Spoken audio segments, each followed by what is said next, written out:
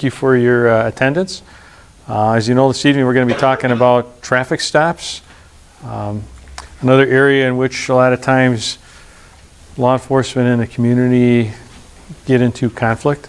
A lot of that I think can be mitigated rather through better understanding of what your rights are and obligations, and then knowing what the parameters of the police are, so that when an officer approaches you, you can tell if actually are they on the playing field, are they doing things the right way, are they asking me to do something that can actually ask that they have authority to do or not, right? And so that's a lot of times what causes some of that conflict, in addition to whether or not an actual violation occurred, which is a whole other issue, right? So that's the goal of tonight's presentation. Again, we're trying to build our relationships, educate the community, not only about what you have to do, but what your rights are, so that you have a full understanding of that. So we always ask for dignity and respect in our conversations, and I don't think we'll have any problem with that, but we don't have any issue answering any questions. Some of them you might be surprised about, but understand what we're telling you is the correct information. So I think sometimes we have too much information in 10-second blurbs on social media that over time, because of that, people begin to believe it and think that it's correct, and oftentimes it isn't. So if you have a question as we go, please feel free to answer any questions.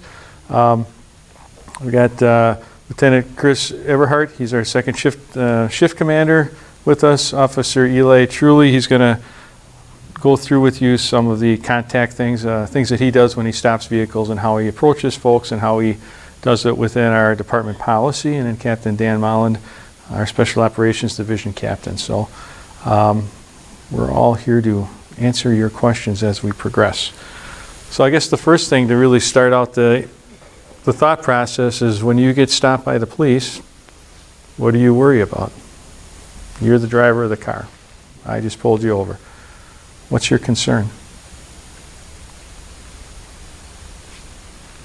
Or do you have any concerns? What did I do? What did I do, right? What did I do now? Okay.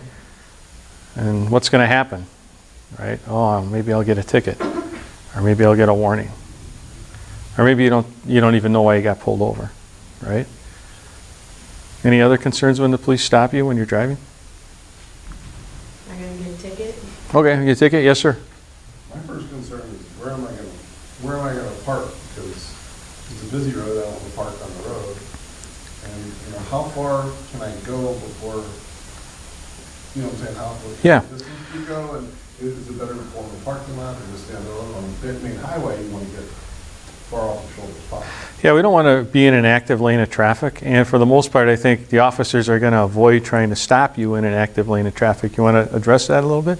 Yeah, so at least like when I pull a traffic stop, there's typically a reason when I initiate it where I do it at, whether it's because I think I can block off traffic enough and there's going to be enough room for other vehicles to go around, or it's just like a less busy road. If it is on a busy road, typically what we do is we do try to take up most of that lane, so that way if our car gets hit, your car doesn't get hit. So if it is, say, like on a walkie road during a busy stretch, typically try not to drive too far away, because then we're going to think we don't know what you're doing, right? We don't know if you're trying to go away. We don't know if you're trying to find a side street or not. Because what we can always do, and like I did this last week because I made a traffic stop on White Avenue. If it is busy, I can always come up to your car and be like, hey, can you pull up to this next street? And then we'll go from there. So we can always adjust it as we go through the traffic stop. It's very fluid. Yep. And to the extent we can, we're going to pick the spot anyway, so that it isn't dangerous for anybody. We do get a lot of, sometimes folks, when they get stopped, to suddenly decide they're going to stop at the gas station.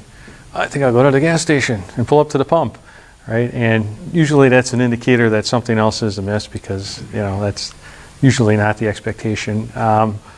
By law, basically, you should pull over to the right and stop. But certainly, if you got an active lane of traffic issue, you pull into a parking lot and stop.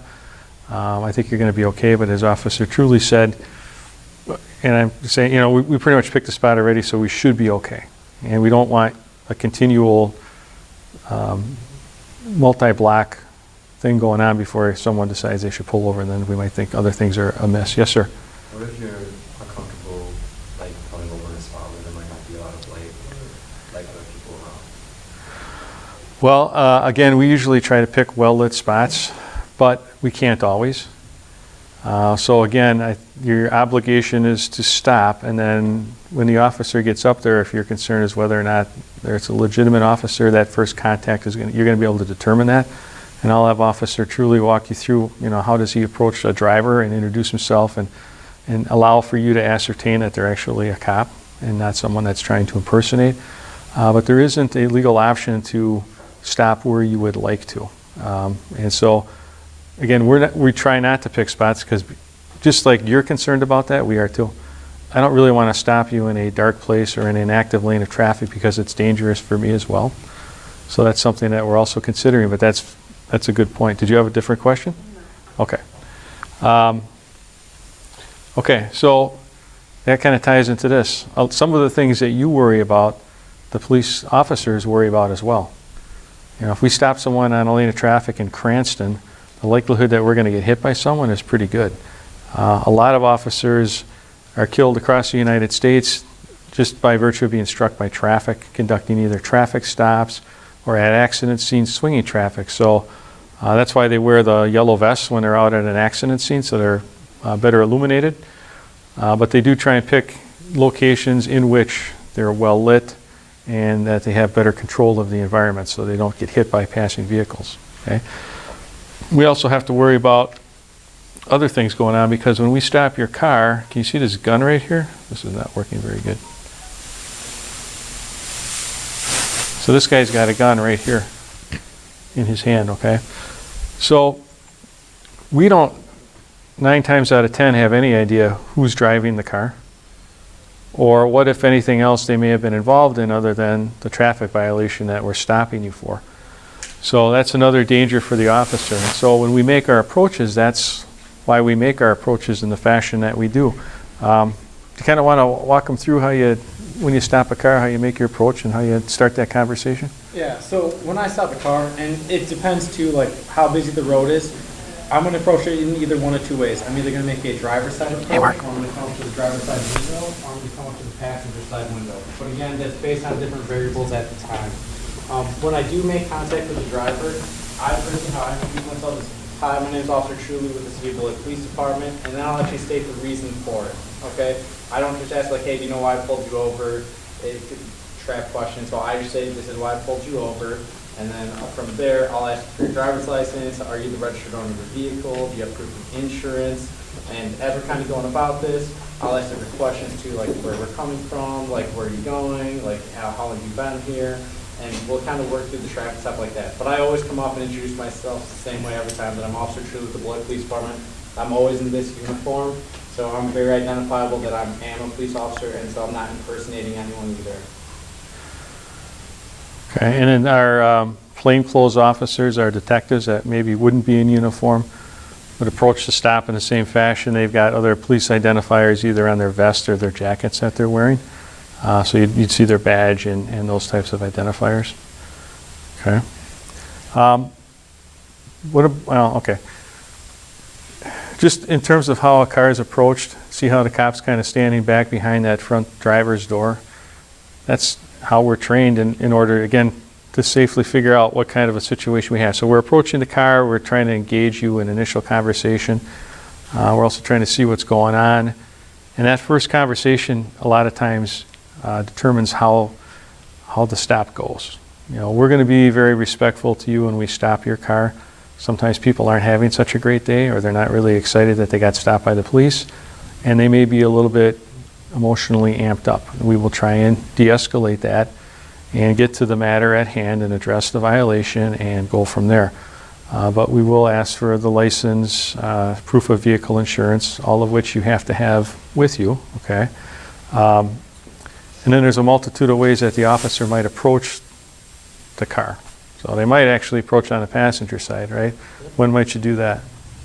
So a passenger side approach, like if it's a busy traffic day, I don't really want to walk up on the driver's side because then I'm having to worry a lot about the cars behind my back. I don't know if someone's going to swerve at me or anything like that. So we'll make a passenger side approach at that. Depending on if there's a number of people like in the car, we might make a passenger side just so we can at least see what people are doing. Because again, when I stop the car, I don't know you, you don't know me. All I know is the reason why I stopped your car. and we have to take the traffic stop from there at that point. So doing a different passenger side also allows us a little bit more time and distance to kind of gauge how things are gonna go. Yes? Like you just said about, suppose it's dark, would it make your traffic stop easier? Suppose it's dark, I got a four-door car. If I turn the interior light on, like you said, you want to be able to see what's going on, would it make it better for you if you could see inside my car to alleviate any stress? Yeah, absolutely, because like when I walk up, I'll also use my flashlight to try to look in. And I don't know if anyone here has tinted windows, but if you have very dark tinted windows, I'll actually stay back and I'll instruct the driver to roll down the back windows if I can't see into the car, because again, I don't know who's in the car, I don't know what they're doing, but I at least want to be able to see before I like actually get up in there. So if you turn on your interior lights, so it at least lets us see, it also kind of will just help the traffic stop flow a little bit smoother as well. Okay. So the point is, don't panic if the cop comes up on a different side of the car. There's reasons why they do that. Some departments actually have policies that dictate the manner in which an officer approaches a car. Like I think, doesn't State Patrol require a passenger side or no? Am I wrong on that? Okay, there are some agencies that tell them, hey, everything now is passenger side for your safety, from traffic kind of thing. But most often they'll have the discretion to approach it any number of ways, all the way up to just getting on the intercom and asking you to step out and meet them at the back of the car. All viable methods that the officer can use, depending on what the circumstances are. The point to this slide and this slide is that a lot of our concerns are actually the same. All of us want to have a safe interaction, address the issue at hand, and then safely carry on about the day. Yes? Well, another concern of mine would be like when I'm get pulled over and they ask me to take out my ID or whatever else, like when you do that or not, because I know some cops can get like uncomfortable. Like I mean I don't know, like at least not every cop, but Yeah. I see like things that. I got my license and it's right here.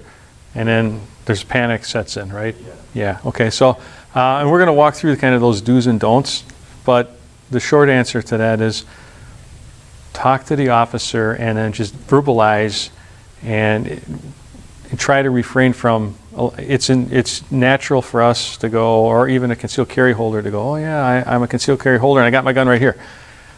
Yeah, so, and that's something you don't get stopped every day, so you're not used to, but in terms of do's and don'ts, verbalize to the officer, yes, I have my license, it's in my back pocket, would you like me to produce it? They'll say either, yeah, they'll say go ahead, or they'll say hold on a second.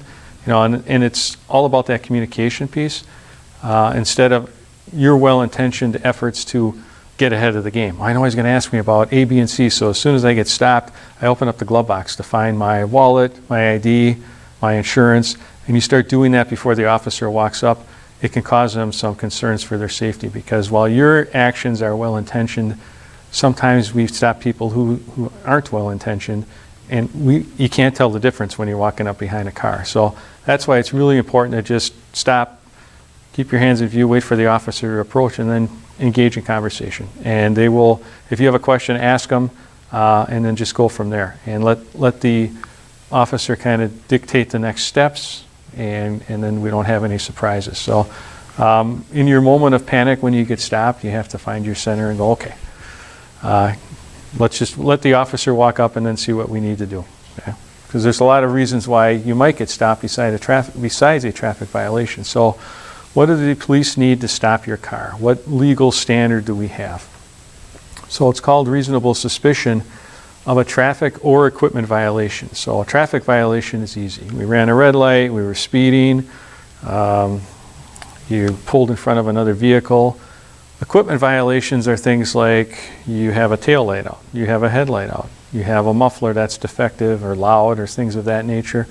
You have your wheels falling off, or some other piece of your car is not in its proper place. Sometimes the officers see that, and sometimes we get calls from other people who call the dispatcher and go, hey, this car was speeding on 51 at Riverside. Here's the license plate number. Now, generally, if that happens, the officer still has to make some observations of that activity before they'll stop you.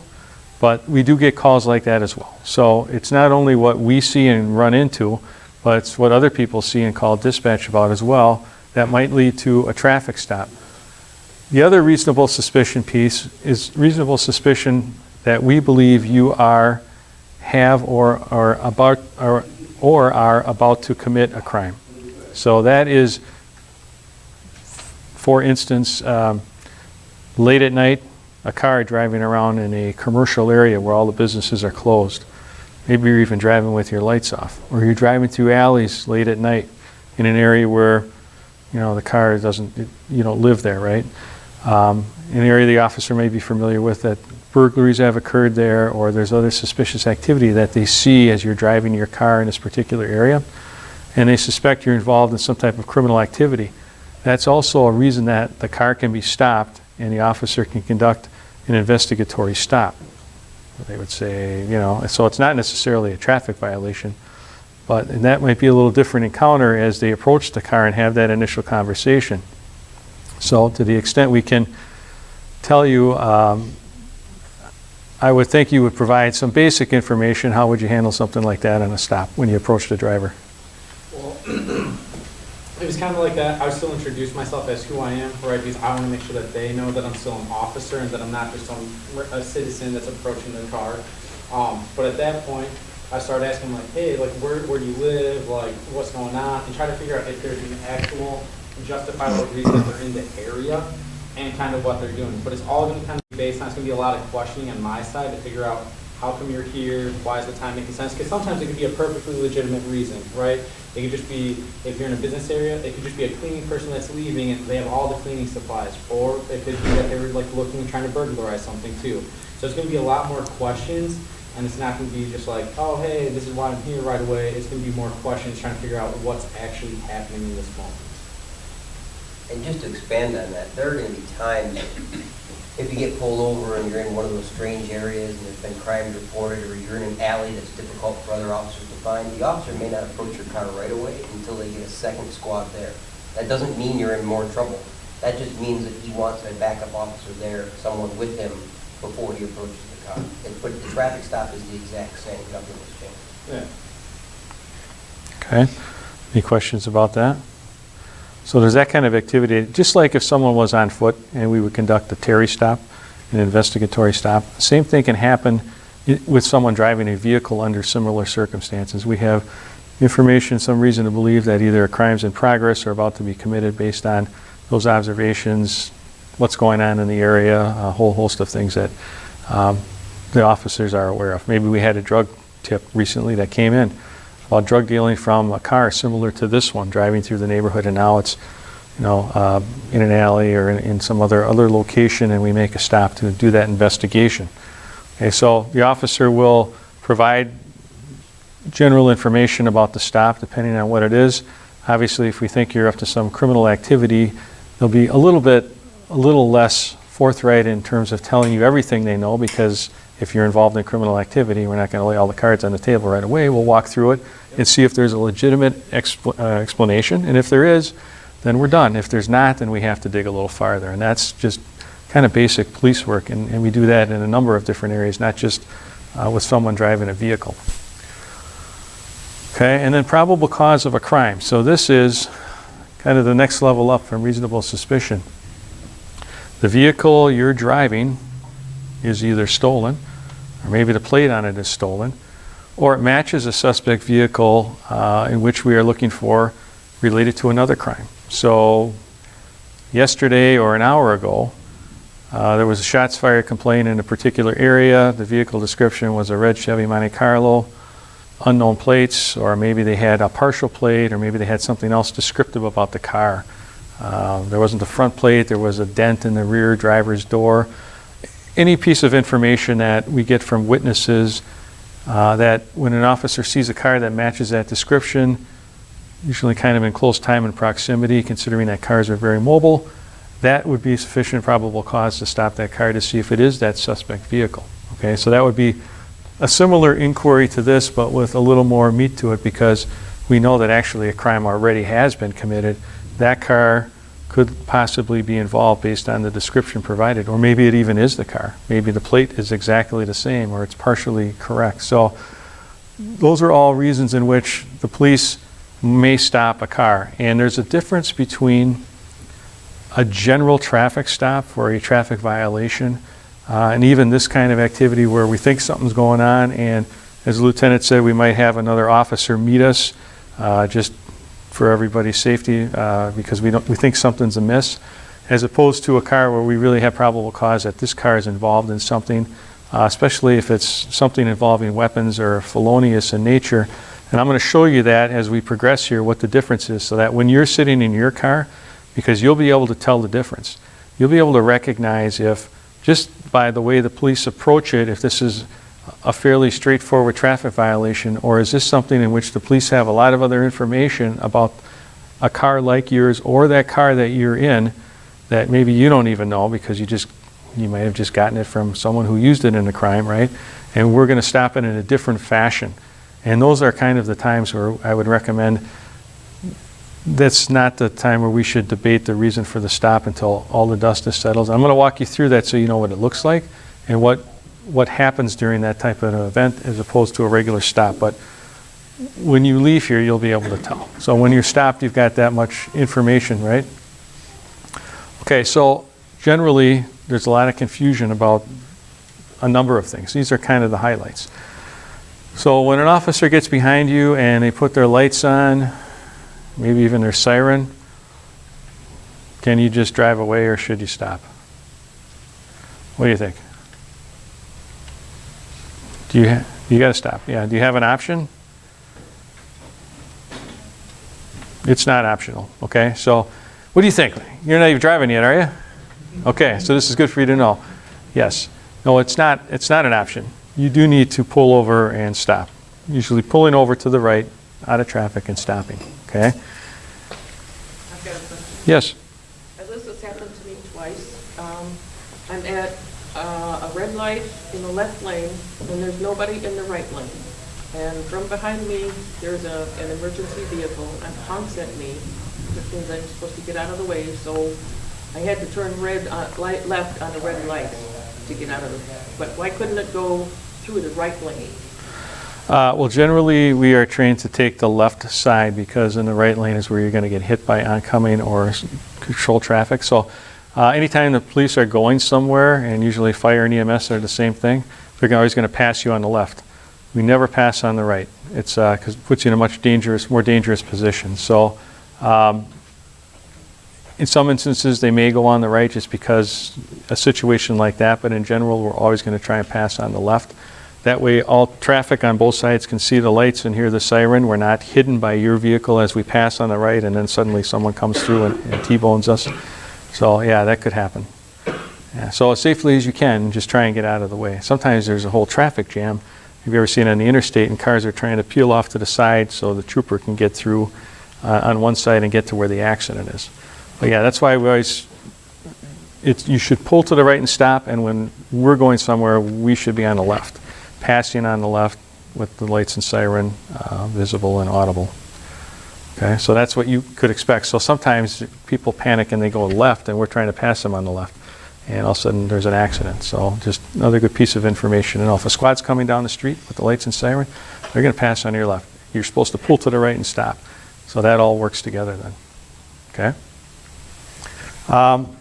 If you don't stop in this particular case, it's called fleeing. So fleeing is a felony. A felony is a pretty serious matter. So who has kids that drive? Nobody?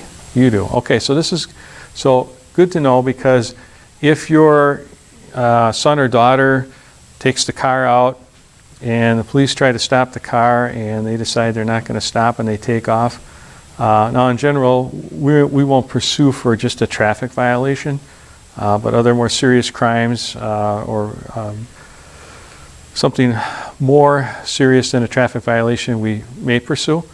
But whatever it is, they decide they don't stop. Well, it's a felony for them. And who's responsible for the car after they flee? You're the owner of the car, right? So there's an owner liability piece to the Wisconsin state statutes that says you're responsible. So whether we pursue and end up catching this car with your son or daughter in it and arrest them for fleeing or not, the police are going to come to your house and say, hey, you're the owner of this car. We tried to stop it at this date and time. Who was driving? And sometimes we get cooperation and sometimes we don't. But the owner's responsible And there's a citation that can be written for the owner in those instances where they don't want to cooperate with us in terms of who was driving their car. There's also potential civil liability for you if that kid, after fleeing, becomes involved in an accident, hits somebody, injures them, kills them. As the owner of the car, there's civil liability because they didn't stop for the police, or just like any accident, there would be civil liability, but this would even be greater if it was done during the course of eluding the police. Okay, so it's good to have that conversation with your kids to make sure that even though they might be, let's say they're too scared to actually stop or they're panicked, that they really do need to stop and pull over and talk to the officer and go from there versus panic and try and drive away. Or in the instance where maybe they have something in the car that they shouldn't have, alcohol or some other substance that's not appropriate for their age, it's much better to stop and deal with that with the officer and handle it there than to panic, flee, crash, hurt them, kill them, or somebody else all over something that's not that big of a deal. I mean, it's certainly illegal to have alcohol in your car, especially if you're underage, but it's not worth anyone's safety or their life. So these are kind of important conversations to have with young kids who are driving, because sometimes they do just panic and they don't know what to do. So they push the button, they push the accelerator and fly down the street. We had a pursuit about 1.5 years ago where one of our officers tried to stop a car and the guy floored it, blew through several stop signs. We had already stopped the pursuit because it was too dangerous and it was all we had at the time was a traffic violation. He was going so fast he couldn't stop and he hit the gas meter. It was on Harrison and Woodward over that way? By the home care pharmacy. Yeah, and he's lucky he didn't, like half the block didn't blow up. Fortunately, they were able to get it under control pretty quick. But here's a guy that was really just, was he revoked or suspended or? Revoked. Yeah. He was revoked, okay. So not a huge deal in the big picture of life, illegal, but not worth anybody's life. So his license was revoked, meaning he shouldn't have been driving. Rather than get stopped and potentially get a ticket or arrested for having a revoked license, he floored it and endangered everyone for blocks, especially after striking that gas meter. So those are the kinds of things that we want to try and avoid. Who's responsible for everyone in the car being seat belted? The driver. The driver is, yeah. Everyone has an individual responsibility, but the driver also is responsible to make sure everyone in the car is seat belted. This also is not a huge deal. It's a $10 citation, but in terms of safety in other areas, it's a big deal to make sure that everyone in your car is properly belted. If you've got kids, whatever, depending on what age they are, that they're in car seats, properly secured and all that. We unfortunately come across that fairly routinely where we have parents or friends who are conveying young kids or infants in inappropriate, not secured, not in the proper car seat. Very dangerous. So just be aware of that. Okay, so car is stopped. I'm stopped, or I've stopped you, whatever location. Do you have to follow the directives that the officer gives you? Yes. Okay. So if I tell you to step out of the car and walk to the back, you have to do that. Okay. If I tell you to place your hands where I can see them for the duration of the stop, you have to follow that. Okay. All right. Tell you to turn the car off, all those things, right? Okay. So you're correct. Okay. And that's actually the law. So when you are stopped in a car for either a traffic violation or a Terry stop, reasonable suspicion stop, you are temporarily detained. And the law enforcement officer has complete control over the movements of not only the driver, but every passenger in that vehicle. So a passenger can't just decide, well, you were driving, he stopped you, I'm leaving. No. The officer can order him back to the vehicle or order him to stop. Okay, and that's U.S. Supreme Court case law gives us that authority. So I think a lot of people have a misperception. Sometimes they don't want to hang around and see what happens with the stop, and they think they'll be leaving, and they scoot out the door. Now, sometimes people are running for a good reason. But sometimes people just think, I can leave and you can't control my movement. So another important thing to know that when you are stopped, you're temporarily detained. It's a lawful detention. And for the duration of the stop, meaning the extent to which the officer identifies who you are and then either issues you a warning or a citation, they have control over all the occupants of the car and everything that goes on there until that stop is over. They've issued the ticket, the warning, and now we're done and you're moving back into traffic. Okay? Any questions on that? Does that surprise you? Yes? Are you under arrest at that time? No, you're temporarily detained. Why do they, I watch on television late at night, they make them put their hands behind their back and then put them in handcuffs. Well, that's a different scenario. Yeah, they're probably arresting them in that scenario. Yeah, that's not at a They say traffic they're stop. just detaining them. Well, there is a situation in which that could happen, but it wouldn't be during a regular traffic stop. So if they did that, they either have some suspicion that a crime is in progress, or they have probable cause to arrest them for a crime, and then they may cuff and initially detain and then probably arrest. But that's an unusual thing to have happen in just a regular traffic stop. Well, usually it's, goes bad, that's how it gets on television. Yeah, well, right, yes. Yeah, nobody likes the regular traffic stops. It doesn't draw the crowd, right? So, yeah, but 99% of the time, that's not going to be an issue, okay? But we do have the authority to control. Now, if you don't follow the directives of the officer and you say, forget it, cop, I'm walking away, that's obstructing, and yes, then you might get arrested and get handcuffed. So just understand that we have the legal authority to do that, and to the extent everyone cooperates, there won't be a conflict, right? So unless someone intentionally tries to leave that scene, okay? Okay, that's the case law, Brennan v. California, in case we got any legal beagles, any of you high schoolers studying constitutional law or anything like that. Well, there's your case. That tells you exactly what I told you about car passengers. Okay, and we talked about, can we order you to exit the car? Yes. Another U.S. Supreme Court case law, Pennsylvania v. Mims. Okay, we can order the occupants of the car out at any point. We don't have to have a reason, or we can direct their movements. So it's all based on what we think is reasonable, necessary, in some instances, department policy, in which they have people get out and meet them at the back of the car, and then they meet the driver there. So there's a lot of different variances as you travel around, but regardless, law enforcement has the ability to do that. Okay. So when we direct someone and they don't follow those directions, and you can imagine that on our side, we start to get a little concerned about why. Sometimes it is because the people in the car don't recognize that this is something we can do, and they think it's not, so they want to challenge that authority. But now knowing that actually that authority exists, the more people we can educate about that, the more conflict we will eliminate. Because at the end of the day, it's not going to work out very positively for them. Some people want to test the limits of the law, and then we just end up in conflict. Did you have a question? Okay. Did you, sir? If the officer tells you to empty your pocket, do you have to have a suit for it? No. Okay. What about searching the vehicle? We're going to get to searching a vehicle in a second, so hold on to that thought. All right. Huh, look at that. See? How timely of a question was that? So you tell me, can the police search your car? Only with permission. Partially right. They can see like if it's in front of you, they're allowed to. But if it's Okay. if they can't see anything, then they need permission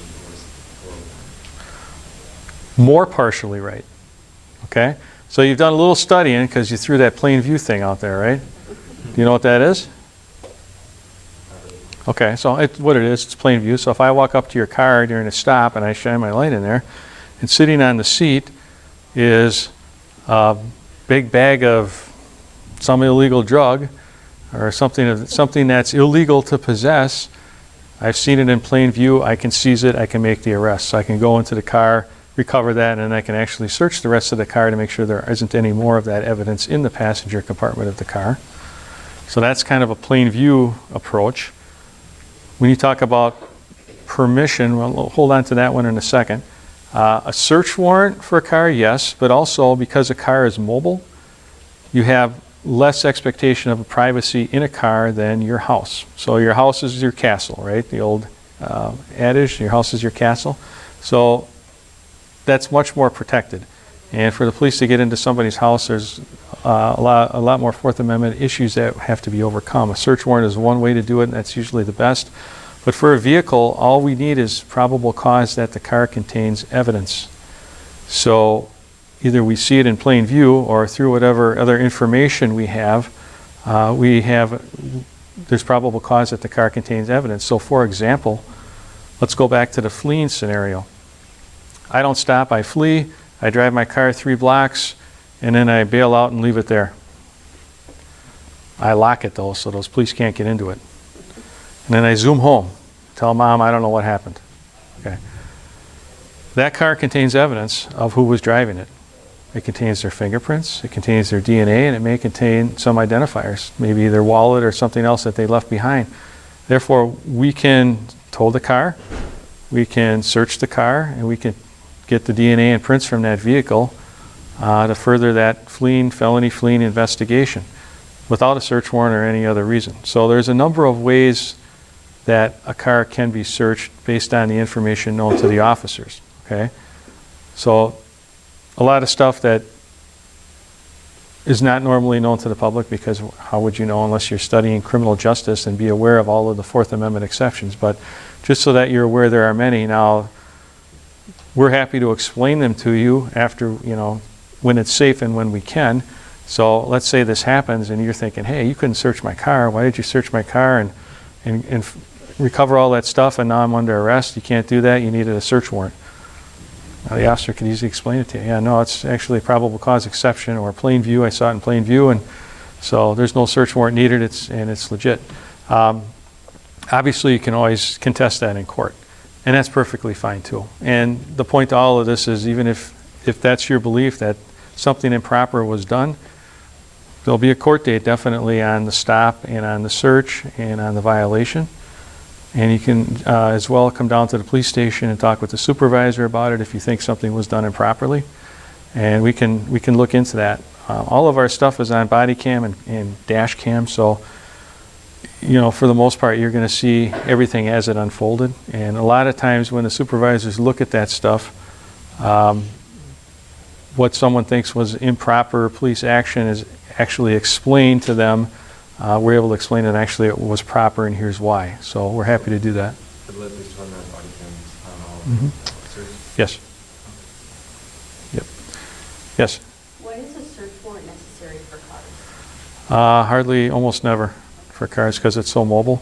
The only time you need a search warrant for a car if it is completely immobilized, like it's on blocks, all the wheels are off of it. So it's pretty rare for a car because of its mobility. There's a lot of less expectation of privacy and a lot of leeway in terms of the ability to search it. We have to have probable cause that there's evidence in it, but obviously there's a number of ways that we obtain that information. Sometimes it's an informant, sometimes it's observations, sometimes, we arrest someone for drunk driving. There's probable cause to believe if you're driving drunk that there's alcohol in the car, right? And so does the car probably contain alcohol? Yes. That allows a search of the passenger compartment of the car for evidence of that crime. So there's a lot of different exceptions that the cops they have to know themselves and be able to articulate in a report and testify to in court that regular folks probably don't know. So cars are more accessible. So we can search it, okay, maybe again, based on all the stuff we just talked about. U.S. v. Carroll is the landmark Supreme Court case that gives the probable cause exception for automobiles. So that's another case, and there's a series of cases after that extend the search of the car. The other thing that happens in cars is towing cars. So when do we tow cars, sir? Well, there's numerous times that we tow a car. If it's an evidence of a crime, like fleeing, most of the time the vehicle can be towed. if it's like it's a parking violation or whatever else that case may be, there's no registered driver, vehicle's illegally parked, it's a traffic hazard, those are all also times where the vehicle's going to be towed. Right, and so when we tow a car, if either the driver is taken into custody or incapacitated, and the car is now left in a position where it's not lawfully parked or a hazard of any of the things that Officer Truly just talked about, we then have to tow that car so it doesn't, because it's not legally parked or it could cause a hazard. So when we tow a car, then legally law enforcement can conduct an inventory search of that car. The idea is that we search in the car to make sure that we are safeguarding any valuables that are inside of the car. We can search the inside and the trunk prior to turning it over to the tow truck driver, and then they have to sign for it.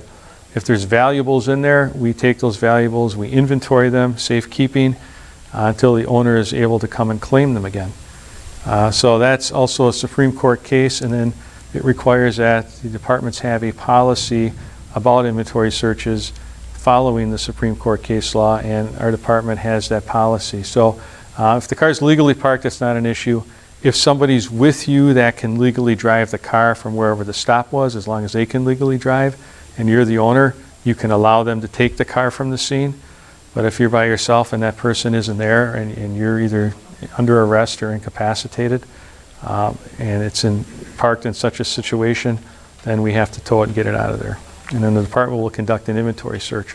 And if there's anything found during the inventory search that's also evidence of a crime, we can take action on that. So if during an inventory search we find a bag of cocaine in your trunk, that's admissible evidence. So that will add to the arrest. Okay?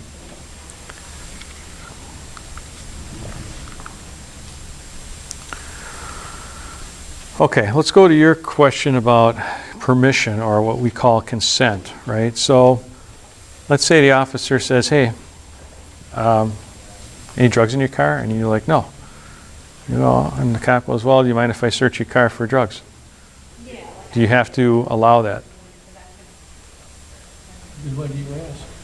What's that? Then why do you ask? If you have to allow it, why do you ask? Well, that's a good point. So you're right, you don't have to allow it. So you're on top of it. Okay, some people are confused by that.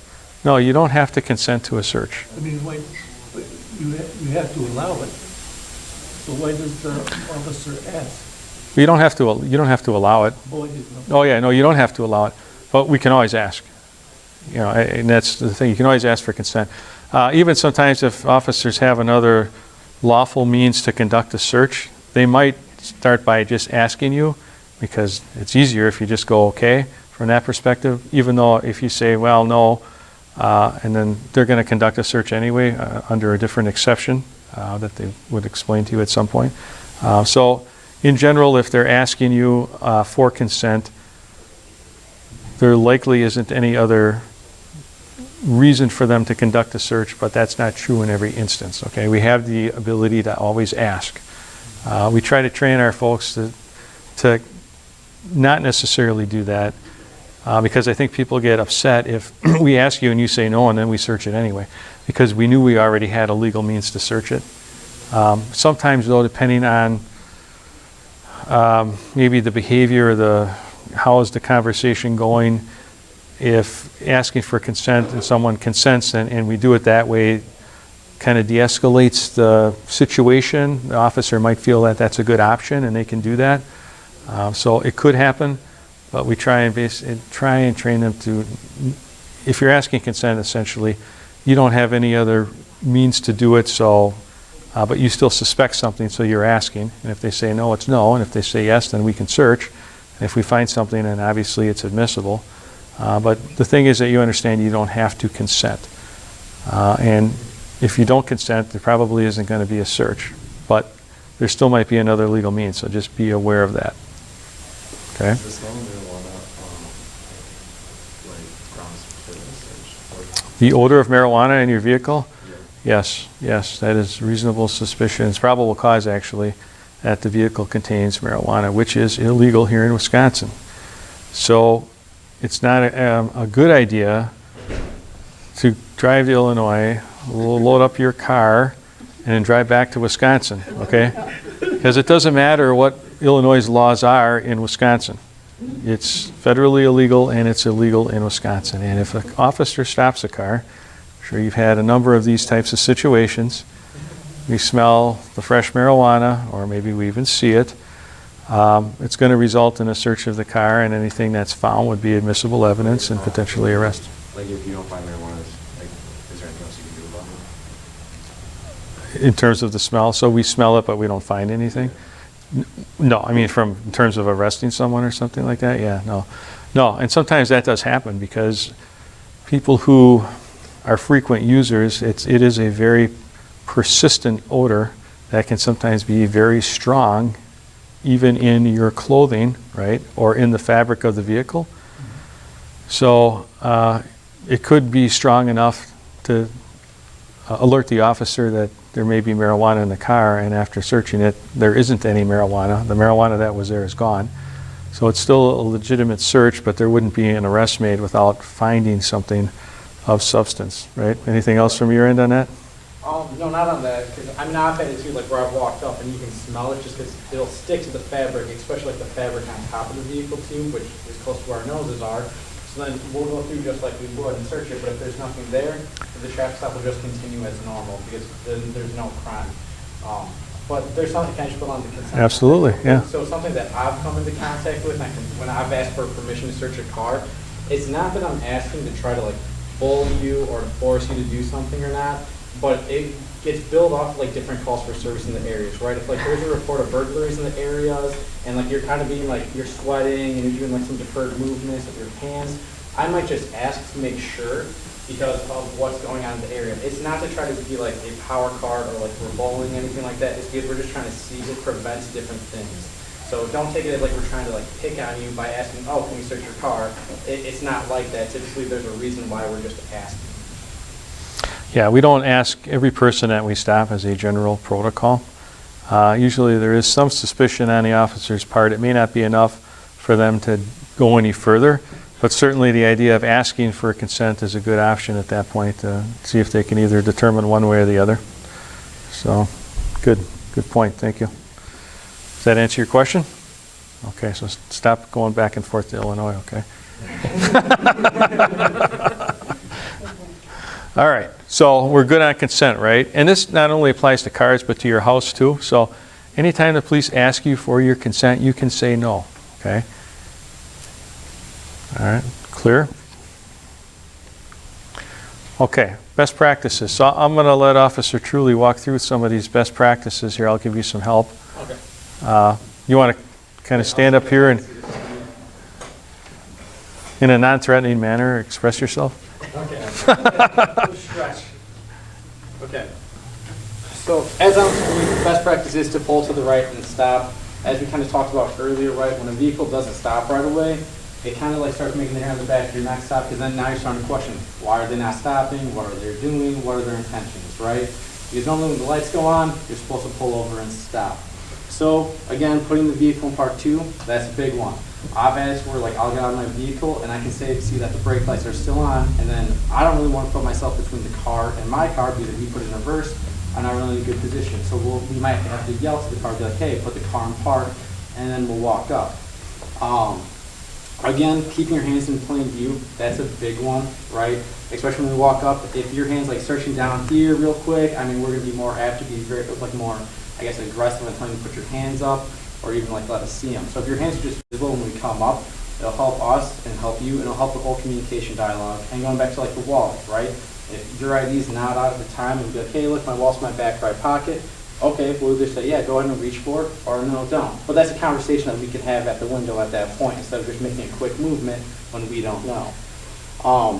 But yeah, like I said, just wait for us. We'll kind of dictate it, and we'll let you know kind of how to go from there. And yeah, like I said, feel free to ask questions. I have no issues when people ask me questions. They're like, hey, my insurance is in my glove box. Can I reach for it? Yeah, absolutely. You can reach for it because I can still see where your hands are.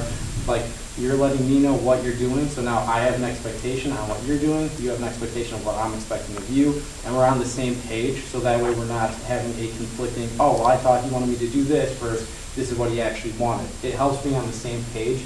And it makes everything go a lot smoother for everybody. Yep, good point. And what about a concealed carry holder? So if you are concealed carrying, and you let an officer know, again, just don't reach for the gun. I mean, most times if you let us know that you're concealed carrying, you're supposed to have your photo ID with you as long as the concealed carry license.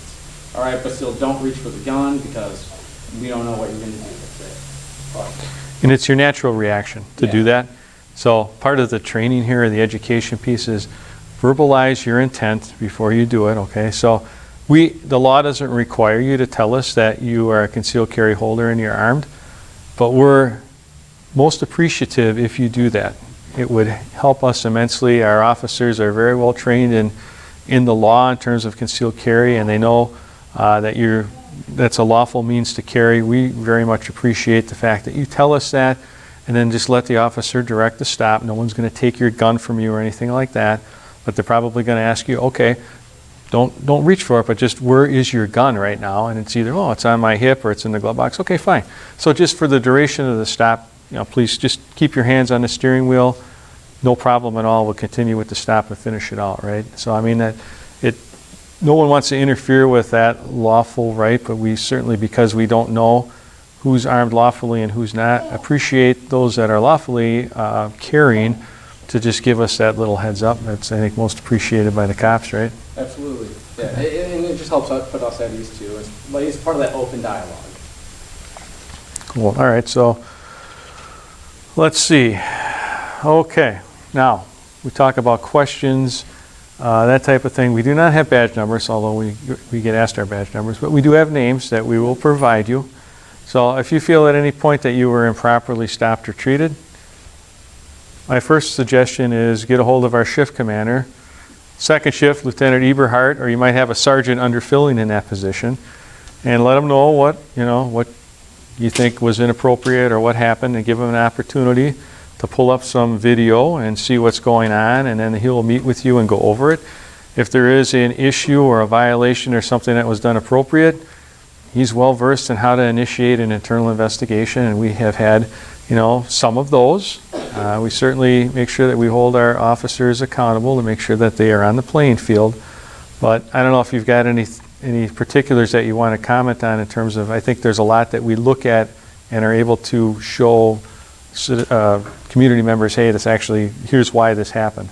Yeah, generally if you call down and you speak to myself or another lieutenant or one of the sergeants, if you have a complaint about a traffic stop, and a lot of it, we've noticed a lot of the calls we get are misunderstandings.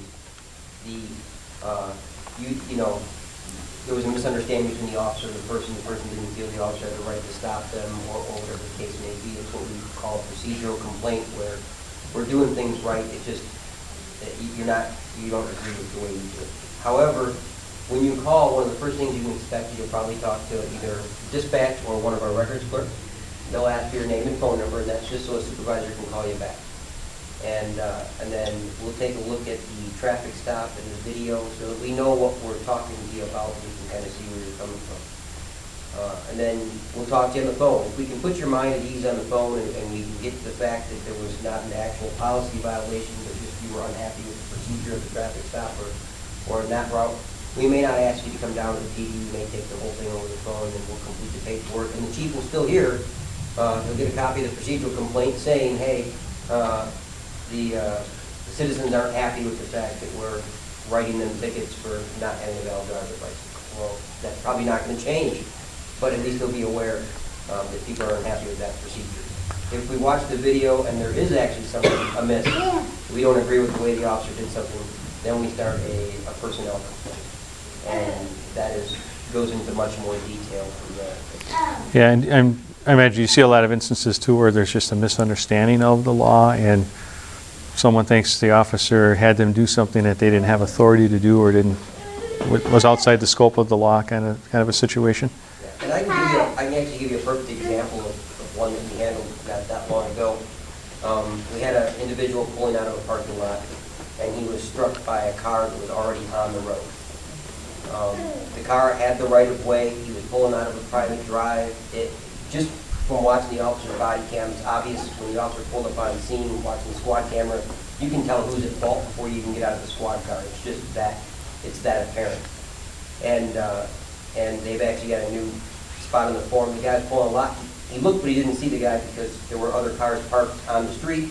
And he was coming out nice and slow, and it was a very minor accident. He didn't agree with getting a ticket because he didn't think it was his fault, because he looked before he pulled out of the parking lot. That's a procedural complaint. There is a reason he got a ticket, and he thought we were picking on him because of this or that, or his type of car. It was an older person that was driving the other car. He thought we were just picking on him. And after watching the video, talking with the officer, well, the video by itself pretty much says, you know, we did the right thing. He's just not happy with the outcome. And I was able to talk to him on the phone for probably about 45 minutes, and he was actually very happy. He said thank you. It was better that he got it explained to him in this way, and he didn't have any complaints anymore. He understood why he was getting a ticket. He was still going to go to court for like point violations, but which is within his right. And we handled it as a procedural, and that's it. That's all. And that happens quite often because I don't agree whenever I get a ticket either. But it's, you know. Okay, but you got options, right? So there's that option, as well as you can always contest your ticket in court. So aside from confrontations on the street, a lot of other ways to handle that. We will always be respectful towards you. If we're not, then that's something else that we will address internally. But that's the expectation of all of our officers, that they treat everyone with dignity and respect during the stop. And we've had some instances where that didn't always occur, and we addressed it, and you know, we had to dole out appropriate discipline in some instances, but we made sure that the behavior changed because that's our expectation. So to the extent we can minimize on your end any perceived conflict or impropriety, that's what we really want to try and do, okay?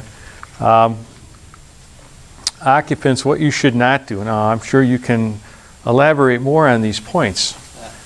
Well, like I was saying earlier, those quick movements, don't do that, because that's going to make us, like, it's going to heighten our senses. We're going to have to be quick, like, hey, don't do that. It's going to come off like we're being very mean, when really, we're just trying to issue a lawful command of, hey, don't reach there, don't do this. Because we're trying to do the traffic stop as safely as we can, not only for us, but for you too, right? Because if you're trying to do something innocently, but we perceive it differently, that's not good for anybody.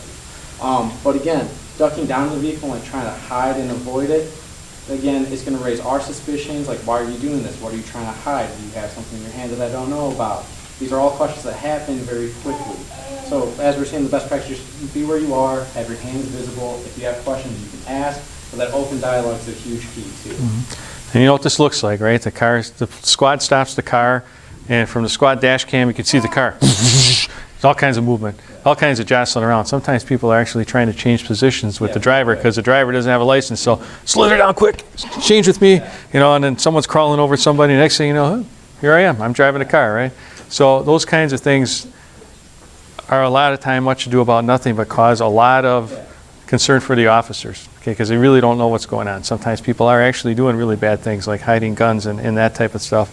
But we're not able to discern the difference at that point, and that's obviously a legitimate concern for the officer, okay?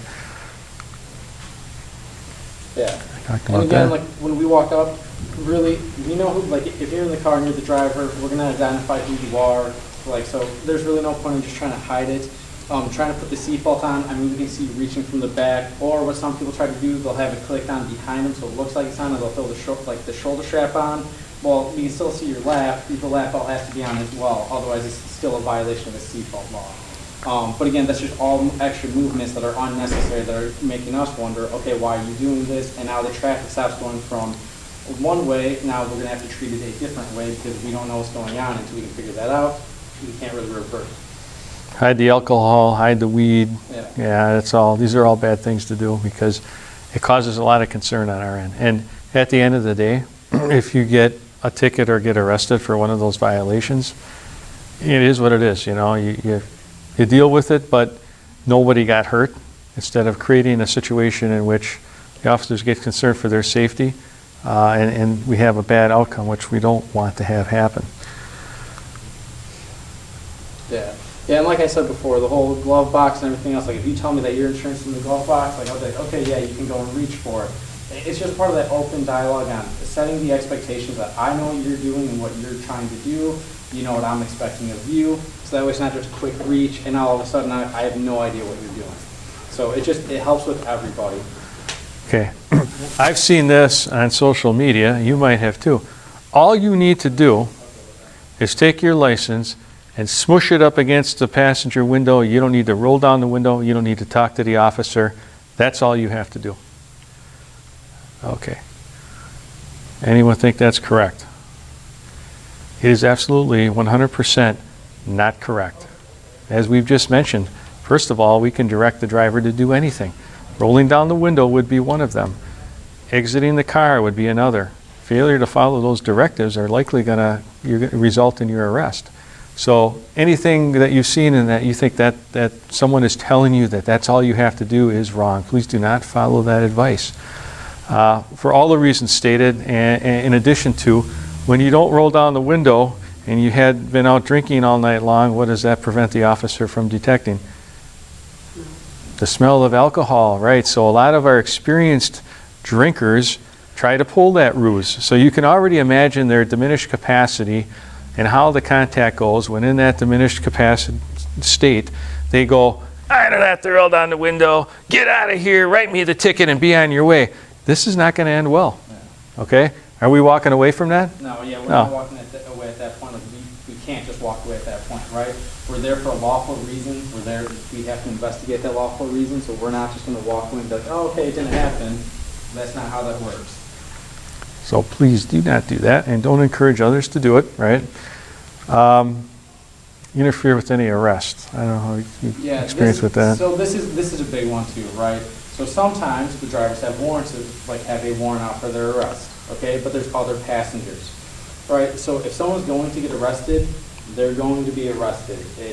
There's not an option. You can't refuse to get arrested. You can't fight to get arrested. Like if you're going to be placed under arrest, you're going to be arrested. Now, if you're a passenger, most times, like even if you have a warrant, we'll walk up, we'll tell you about it, we'll ask you to step out while keeping everybody else in, and we'll try to offer like, hey, can someone else drive the vehicle and stuff out of here? But when passengers start to interfere with that, now it's obstructing, now they're putting themselves in the criminal spot too, where they can be arrested for interfering with our job and how we're handling it. And it makes it very dangerous for the cops.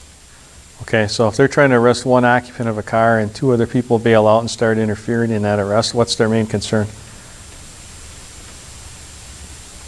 Giving up, Yeah, something's going to happen. The cop's going to get hurt. Someone has a weapon, or they're just going to jump on the cop and try and get the person from get them, in a sense, unarrested, get them free, right?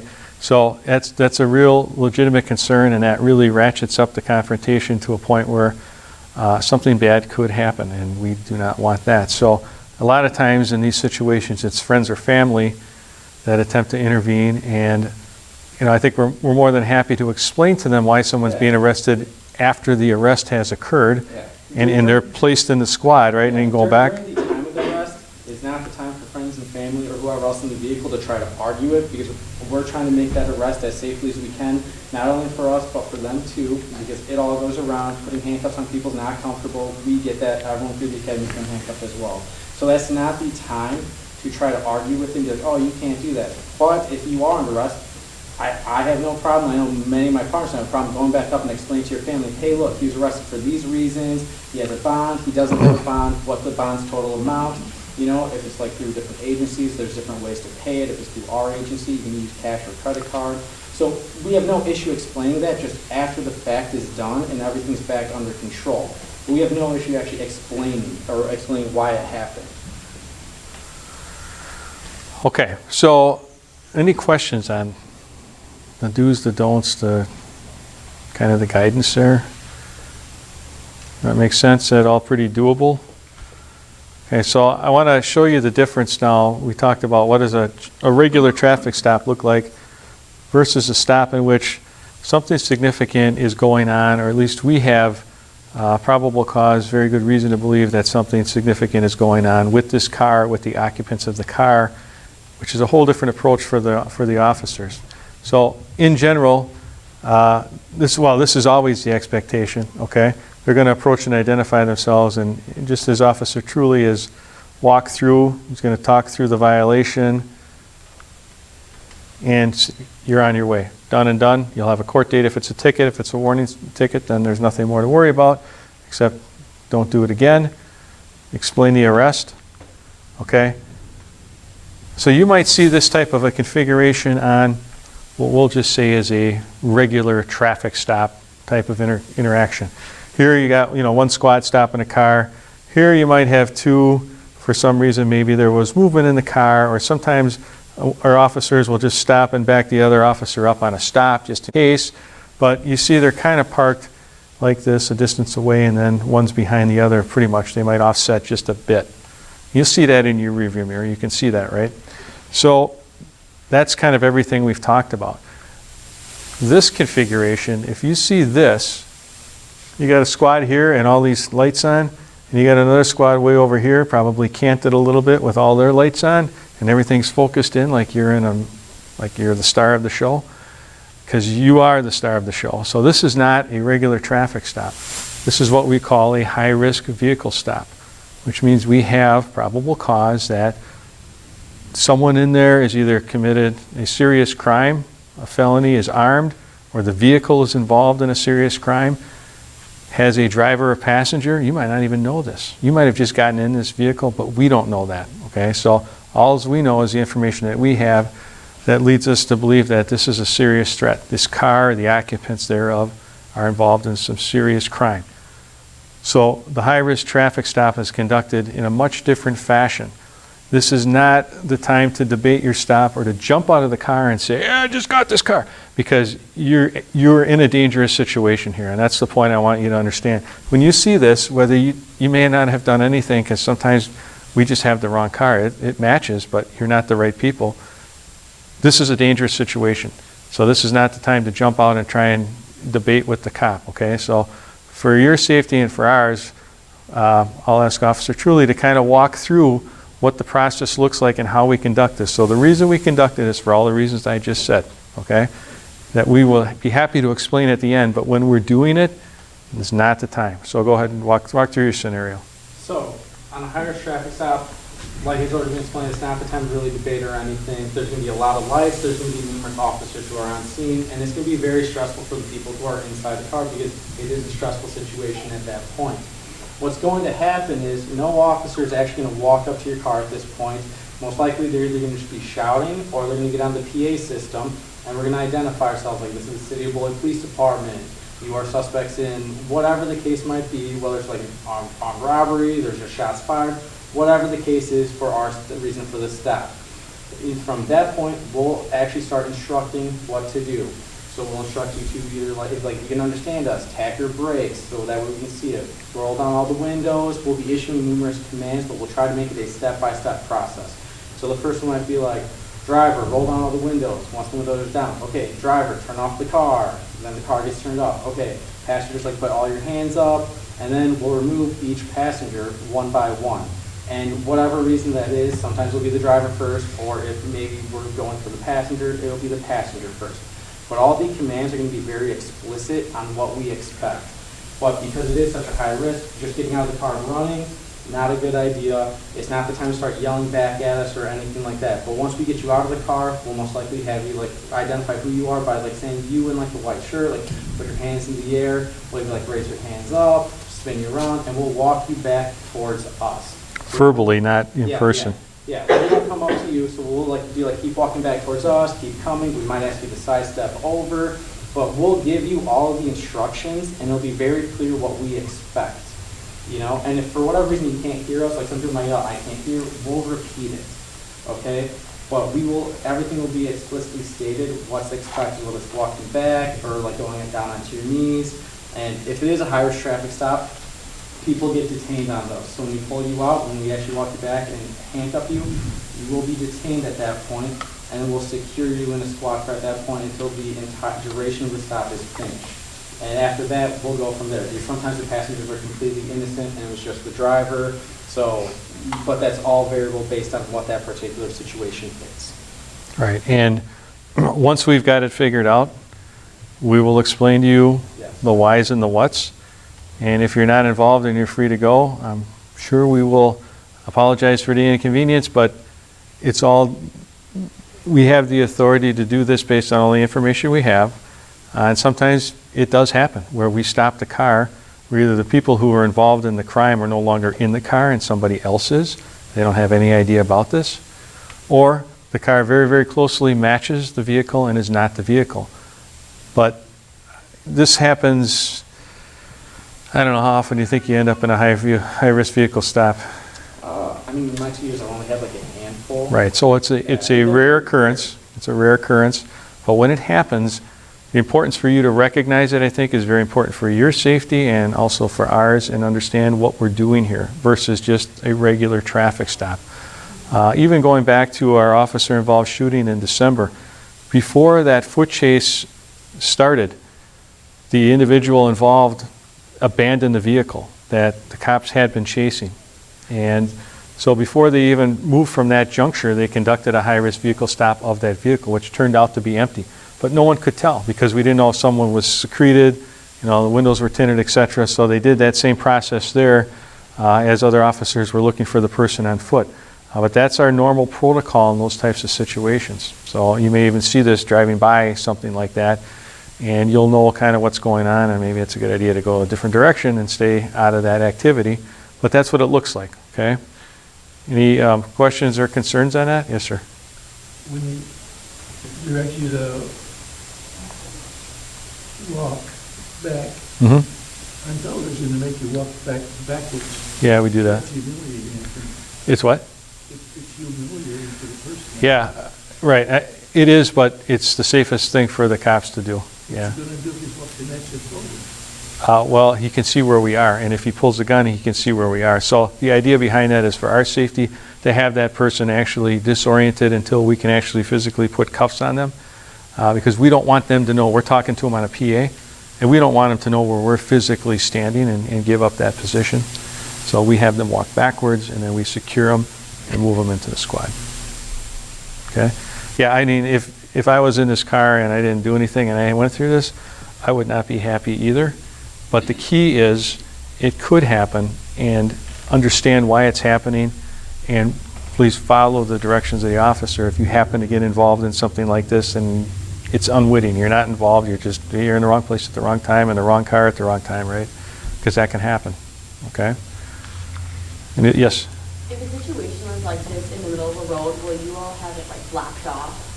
We'll try to do that. Sometimes everything in law enforcement's there's not a black and white answer. Everything's very gray. A lot of times we will try to do that if we can get someone to block it off, because it is a dangerous situation. So we don't want any innocent bystanders to interfere with it, because then that puts them at risk too. And then it's also making it more for us who are trying to conduct this stop to have to walk out and try to deal with it as well.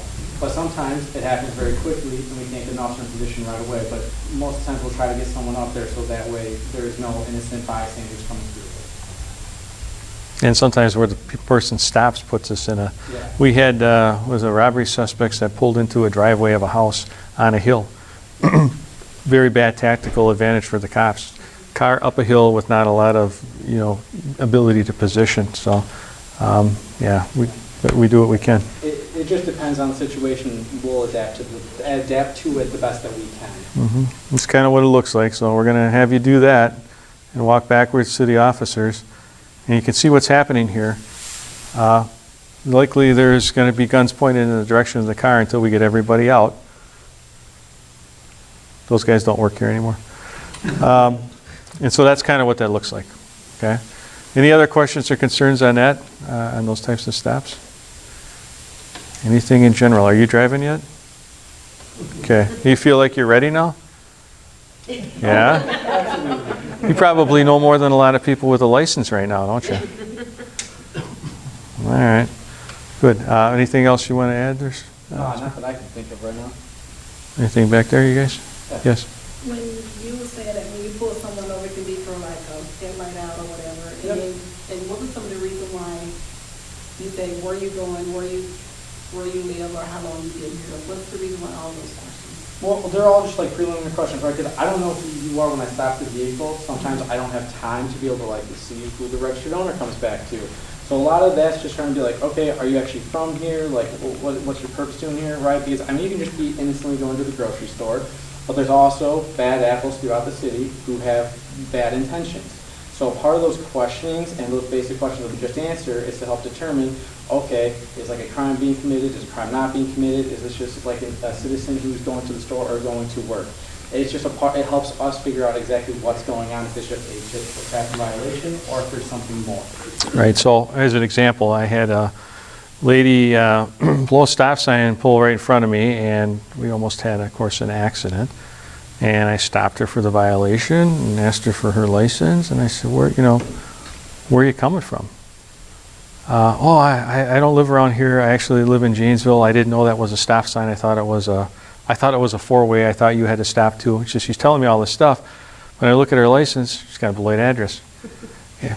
This is not an honest response. So, okay, so in determining all of these things, right, so we have the authority to ask general questions about that. Some of it is to determine whether or not, because let's say you are an out-of-towner, and, you know, in deciding whether a citation is appropriate or not, maybe a warning, because, you know, you are totally unfamiliar. I mean, because she started out with she was totally unfamiliar and didn't know the intersection, and maybe I would consider a warning. But after you tell me that and I look and it says you live like 6 blocks away, or at least at one point you did, I think you know the intersection, and, you know, for whatever reason you blew the sign. So there's that, and then there's also this reasonable suspicion piece where we're stopping someone under those circumstances, and then it's more of an investigatory Q&A. But the general traffic stop, we can ask if you have weapons in your vehicle. We can ask you where you're coming from and where you're going, and a lot of that is just to get a sense of what's going on. It may be to determine whether or not a citation is appropriate or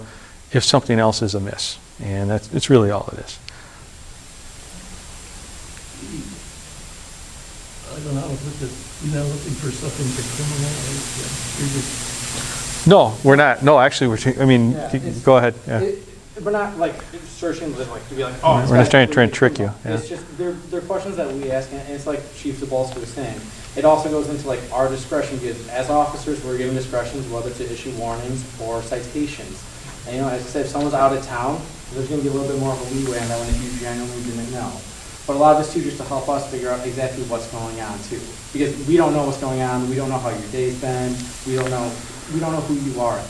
The other thing is the assessment of your capacity. Are you under the influence of something? So asking general Q&A questions allows us to make a determination too if someone's under the influence of alcohol or drugs. So engaging in conversation helps determine that as well, and sometimes that's the reason violations occur. You know, some of the people that are really good drinkers, until you actually get them talking, you may not pick up on it because they're so good and they drink vodka and the odor's not there. So there's all of those things going on at a traffic stop. The officers are always kind of making that assessment from a number of different perspectives. But hey, if it's just you and you just violated a traffic law, it's an easy conversation. 1, 2, 3, we're done. Okay, any other questions or concerns? All right, anything else in the illustrious peanut gallery? Okay, all right, well, thank you very much for your time and attention. Hopefully we'll be having more of these sessions. I would strongly encourage you to bring a friend, especially a young friend, because I think we all agree that educating the youth who are out there driving vitally important and would be greatly beneficial to everyone in the room, as we all want everyone to walk away unscathed, know what their rights are, know what the law is. Saves everyone a lot of problems, okay? Is this something you could take to the school? Have tried to. I have done some sessions for particular classes in the school. One of the teachers, I forget her name, has a con law class that I've done a couple of these presentations for. We've been working with Career Tech. We've talked with Mr. Perry here about how do we get into the schools, because and the school district, we really, really want to do that for a variety of reasons. Nothing to do with anyone in this room, because we all really want to do it. We just haven't been able to get that venue. Okay, but if anyone's got any pull or whatever, we really would like to get in with the kids and have this conversation and educate them a little bit, even in concert with their driver's ed course. It was suggested that maybe we could work something out when they're going through driver's ed. Is that you that came up with that idea? Mm-hmm. Okay, and that maybe. Yeah, well, you're an idea guy. You're an idea guy. Yeah. I'll take credit for it. Yeah, and then as part of that, we'll bring a presentation in and run some of this stuff by them so they got an idea what's going on. Yes. This is not about traffic stops, but it happened maybe a week ago. My street comes to, there's a T intersection right in front of my house. Okay. And I noticed about 10 squad cars across the street from me. The lights flashing, whatever was going on, it lasted about half an hour. One by one, the cars started leaving. And I kept watching the newspaper to find out what went on, and there was never any clue about it. Was there a donut shop nearby? No? Okay. I don't know, but if you want to, what time of night was it? 7 or 8 o'clock. Okay. If you would like to talk to Lieutenant Eberhardt, maybe if you give him some specifics, he might recall what was going on, but I have no idea. Well, that's happened before, that a lot of activity, obviously, and we never find out what was going on. Right. Well, and sometimes that's because people have privacy rights. You know, we can't, if we don't make an arrest, then there isn't anything that's public necessarily, but we take a lot of calls that have to do with mental health issues, checking on people's welfare who are either thinking about suicide, have attempted suicide, or have mental health issues. And those responses will draw more cops because, especially if we're aware of the history of the individual. So it could be that. And sometimes we get calls that aren't legitimate calls, but would otherwise have a sense of danger to them that would require maybe more officers to respond. So, I mean, in fact, I stopped by one not too long ago, a few weeks ago on the west side. There was a guy who was off his meds, and they said he had a gun in the house with his girlfriend. Well, that's going to draw a lot of squads. So by the time we all got there, and the sergeant had it well in hand, so I just had to watch for a bit. The guy had come out of the house, they got him separated, and basically then we were able to cut down to just a couple cops handle the call, everyone else could go. But it could have developed into something much larger, so sometimes you'll see that kind of response. Okay? Yes, sir. This is all subject to, I was in Beloit, and there was a guy in there carrying open on his hip. Yeah. Can you do that in Beloit? Yeah, in Wisconsin. Yeah, actually you can. Yeah, so unless you're a convicted felon or you're underage, there are some areas you cannot carry a gun. They're prohibited, like a tavern if you're drinking alcohol, or on the grounds of a school or in a school zone. So there are some prohibited areas, but by and large, you can openly carry a gun and go pretty much everywhere. Don't walk onto a school with it. Don't go into the tavern and start drinking. Now there are businesses that post no weapons. Yeah, So you posted in up. theory, you should follow the posting and not bring your gun in, but you know, that's, I got a multi-tool yeah, that I carry everywhere. okay, that's cool. I went to pay my taxes in Janesville at the courthouse, and they said that they could take it and not give it back. In the courthouse? Well, I don't know about not giving it back. I think if you're going into the courthouse that they might, because you go through the metal detector now? Is that what you're talking about? I'm there now. Yeah, I had to go through that too. They tried to take my stuff. No, they didn't. But yeah, no, from that perspective, it's like going to the airport, so I think that they would take that. I guess I would question that. I'm sure when you left that they would give it back to you. I don't know under what auspices they would keep it, but So they did give it back. okay, well, that was They good. didn't have to. Okay, well, then you may want to talk to someone over at the county courthouse about that one. I don't know their protocols. I wouldn't think, it's not like the airport. The airport, they don't have to give it back to you, but you're getting on a plane and not coming back. So that seems a little odd to me. You might want to follow up. About Beloit City Hall, is that, It's posted no weapons as well. so I can't work. I can't Well, the knife you could take, it's posted no firearms, I should say. And I think, isn't it, no firearms? it's just No a- firearms. That you could carry, yeah. Just don't open it up and start doing this. You're fine. Yeah. So knives are otherwise good. All right? Okay. Yes? On the subject, this is like, you just said knife, on the subject of knives, I wanted to just say this one for you. Down on, what was it? One of the streets over there was a knife on the corner on the ground, and I was walking after school program down there, and all the kids were like, whoa, there's a knife, but I didn't want to touch it, so I just wanted to tell you all. I think it was Gerald, and there was a knife on the ground. Okay, well, take care of I that. heard knife, no, Thanks. I would say it now. There wasn't any blood on it or anything, was No, there? just Okay, dirt, but I still didn't want to touch it. good. Okay, Sounds like an officer shooting down. there you go, look at that. First assignment. Okay, we'll take care of that. Okay, good enough. All right, thank you, everyone. Have a good, safe evening. Appreciate your attendance, okay? And we'll work on some future events. Oh, yeah. All right. Thank you, sir. Yeah, Nice job. absolutely. Thanks for asking me. You got it.